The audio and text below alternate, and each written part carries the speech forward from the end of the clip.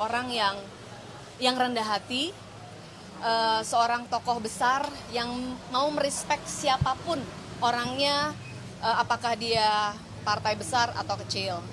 Dan tadi di dalam kita bicara banyak hal. Tadi kata teman-teman, kok banyak tepuk tangannya Pak, ada yang ulang tahun ya, katanya gitu Pak.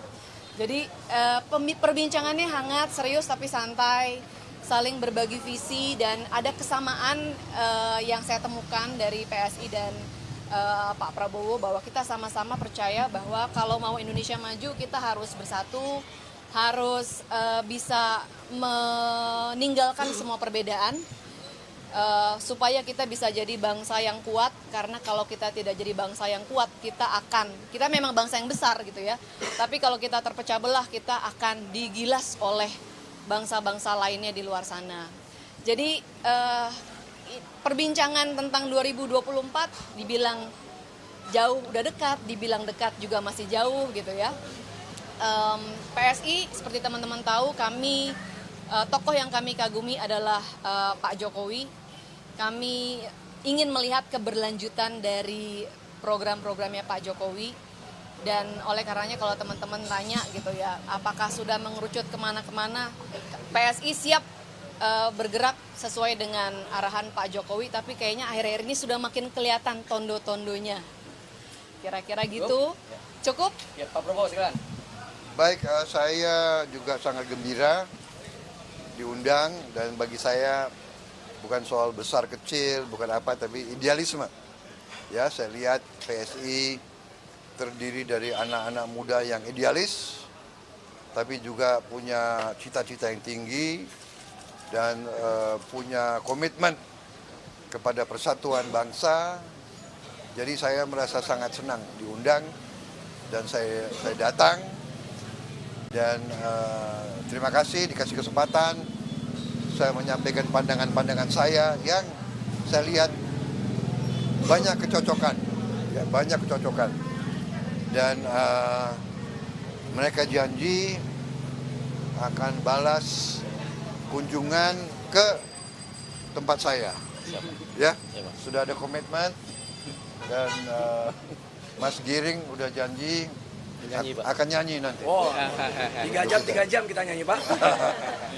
Ya, saya kira begitu ya, kita optimis menghadapi masa depan. Kita percaya bahwa kita harus menjaga suasana sejuk, kerukunan, kebaikan ke semua pihak. Indonesia sudah berada di jalan yang benar, dan kita akan teruskan. Dan dengan kebersamaan, dengan kesejukan, kerukunan, kita akan capai yang kita cita-citakan itu. Saya kira itu dari saya. 2 pertanyaan. 1, 2 ya, jam.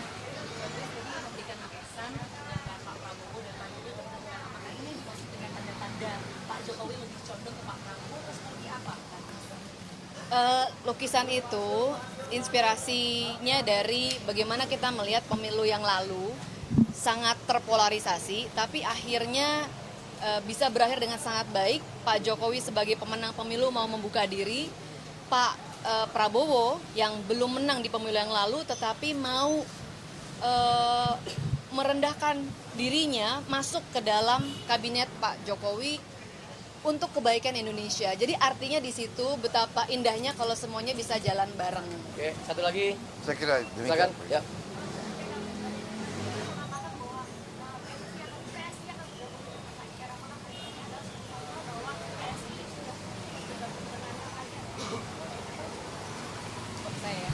Ya, tadi yang seperti saya bilang, bahwa PSI tegak lurus Pak Jokowi, bukan manut apa aja kata Pak Jokowi dalam artian ngebebek, enggak. Tapi kami ingin melihat ada keberlanjutan program-program Pak Jokowi. 9 tahun sudah dicurahkan untuk membangun tiang-tiang pancang pembangunan. Kalau nanti presiden selanjutnya tidak mau membangun di atas tiang pancang, maka kita akan buang energi, buang waktu, buang biaya. Jadi kompas kami hari ini dalam menentukan dukungan adalah Pak Jokowi.